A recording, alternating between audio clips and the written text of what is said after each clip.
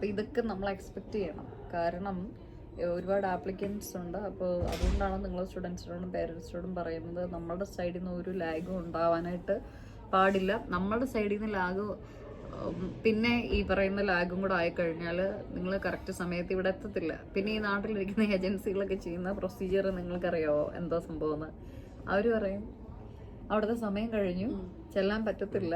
അപ്പോൾ ചെല്ലാൻ പറ്റാതെ വരുമ്പോഴത്തേക്കും അടുത്ത ഇൻടേക്ക് എന്ന് പറയും. ഈ അടുത്ത ഇൻടേക്ക് എന്ന് പറയുന്നത് എന്താണെന്നറിയാം? അടുത്ത വർഷമാണ്. അപ്പോൾ നിങ്ങളുടെ ഒരു വർഷം പോയി. പക്ഷെ ഇപ്പൊ നമുക്ക് ഡൗട്ട് ഉണ്ടെങ്കിലും ഇപ്പം TRPന്റെ കാര്യങ്ങൾ നോക്കി അത്രജ എന്ന് പറഞ്ഞിട്ടുള്ളതായിരുന്നു. അപ്പൊ അവരാണെങ്കിൽ ഇപ്പൊ നമ്മൾ കോൺടാക്ട് ചെയ്തിട്ട് പെട്ടെന്ന് തന്നെ റിപ്ലൈ ചെയ്തപോലെ ക്രിസ്റ്റീന. എൻ്റെ സ്റ്റാഫുകളെല്ലാം വളരെ ഫാസ്റ്റ് ആണ്. കാര്യം ഞങ്ങള് സ്പെഷ്യലൈസേഷൻ ചെയ്തിരിക്കുന്നത് ലിത്വാനിക്കാണ്.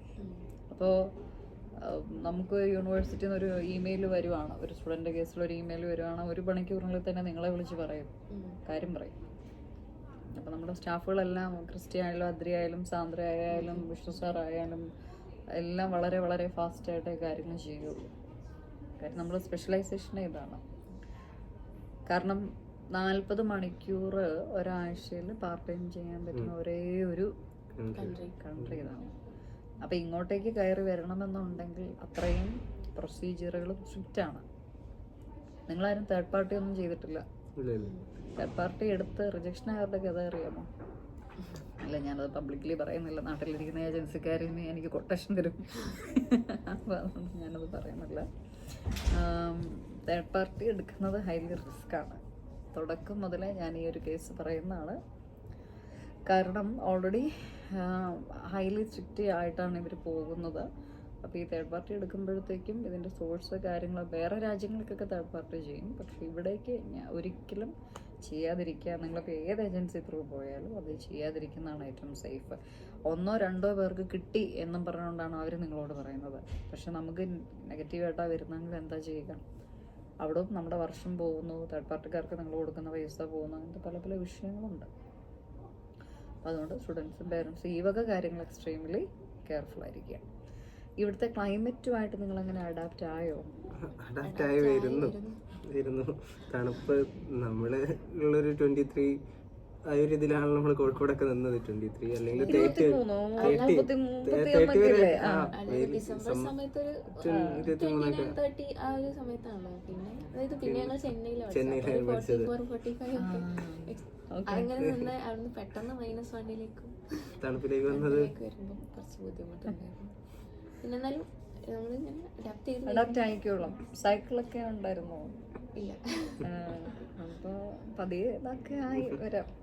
ക്ലാസ് സ്കിപ്പ് ചെയ്യരുത്, അറ്റൻഡൻസ് സ്കിപ്പ് ചെയ്യരുത്, ജെനുവിനായിട്ട് പഠിക്കുക, ആക്റ്റീവായിട്ട് പാർട്ടിസിപ്പേറ്റ് ചെയ്യുക. കാര്യം പിന്നെ ഇവിടെ യൂണിവേഴ്സിറ്റിക്കകത്ത് സ്റ്റുഡൻറ്റ് ഓർഗനൈസേഷൻ ഉണ്ട്. ഈ സ്റ്റുഡൻറ്റ് ഓർഗനൈസേഷനിൽ നിങ്ങൾ ജോയിൻ ചെയ്യണം. നിങ്ങളുടെ ഫാക്കൽറ്റിക്കകത്ത് സ്റ്റുഡൻറ്റ് ഓർഗനൈസേഷൻ ഉണ്ട്, അതിൽ ജോയിൻ ചെയ്യുക. മാസ്റ്റേഴ്സ് വേണ്ട എന്താ പ്ലാൻ എന്താ? വർക്കിന് കയറാനാണ്. അപ്പം മസ്റ്റായിട്ടും വർക്കിനാണെങ്കിലും എന്ത് കാര്യത്തിനാണെങ്കിലും ഇനിയിപ്പോൾ റിസർച്ച് ഏരിയയിലേക്ക് പോകാനാണെങ്കിലും നിങ്ങൾ ചെയ്യേണ്ട ഒരു കാര്യമുണ്ട്. മാസ്റ്റേഴ്സ് പഠിക്കുന്ന ഫസ്റ്റ് സെമസ്റ്റർ മുതലേ സകല കോൺഫറൻസുകൾ, സെമിനാർസ്, വെബിനാർ ഇതൊക്കെ ഫ്രീ ആയിട്ട് ഇവിടെ ഉണ്ട്. ഇതിനൊക്കെ പാർട്ടിസിപ്പേറ്റ് ചെയ്യുക, സർട്ടിഫിക്കറ്റുകൾ കളക്ട് ചെയ്യുക. എങ്കിൽ മാത്രമേ നമ്മൾ ഇതങ്ങോട്ട് തീർന്നു കഴിയുമ്പോൾ നമ്മളൊരു ഇൻറ്റേൺഷിപ്പിന് കൊടുക്കാൻ പോവുകയാണ് എന്നുണ്ടെങ്കിൽ കാണിക്കാൻ നമുക്ക് എന്തെങ്കിലും വേണം. ഇതൊന്നും ഇല്ലാതെ ഇരുന്നിട്ട് കാര്യമില്ല. ഇവിടെ ഇതൊന്നും നമുക്ക് പൈസ കൊടുക്കുകയും വേണ്ട, ഫ്രീ ആയിട്ടാണ്. അപ്പം ഞാനൊക്കെ ചെയ്തത് അങ്ങനെയാണ്. നമ്മൾ വരുന്ന സമയത്ത് എല്ലാം ചെയ്യുന്നുണ്ട്, ഒപ്പം ആക്റ്റീവായിട്ട് എത്രത്തോളം കോൺഫറൻസ്, എത്രത്തോളം സെമിനാർ, ഇതിനൊക്കെ ആക്റ്റീവായിട്ട് പാർട്ടിസിപ്പേറ്റ് ചെയ്തു. ഒരുപാട് ഡോക്യുമെൻറ്റ്സും സർട്ടിഫിക്കറ്റും ഉണ്ട്. അതുകൊണ്ടാണ് നമുക്ക് വിത്ത് ഫണ്ടിങ്ങിൽ എന്ത് കിട്ടിയത്, ഈ PhDക്കൊക്കെ കയറാൻ പറ്റിയത്. റാസ്മസിനെ പറ്റി അറിയാമല്ലോ. നമുക്കൊരു ഓറിയന്റേഷൻ തന്നിട്ടുണ്ടായിരുന്നു ഇതിനെക്കുറിച്ച്. അപ്പോൾ ഏത് രാജ്യത്തേക്ക് പോകാനാണ് ഉദ്ദേശിക്കുന്നത്? ഞാൻ ഫസ്റ്റ് ജർമ്മനി അല്ലെ ഫിൻലാൻഡ് ഒക്കെയായിരുന്നു ഓപ്ഷൻ. ഈ സെമസ്റ്റർ എന്തായാലും ഇങ്ങനെ വരുന്നതിന്റെ തിരക്കും TRP ഒന്നും റെഡി ആയില്ല. അപ്പൊ പിന്നെ അത് അടുത്ത സെമസ്റ്ററിൽ നോക്കാന്നുള്ള. അടുത്ത സെമസ്റ്ററിൽ എന്ന് പറയുമ്പോൾ 3ാമത്തെ സെമസ്റ്ററിൽ പോകാനായിട്ടാണ് ഉദ്ദേശിക്കുന്നത്.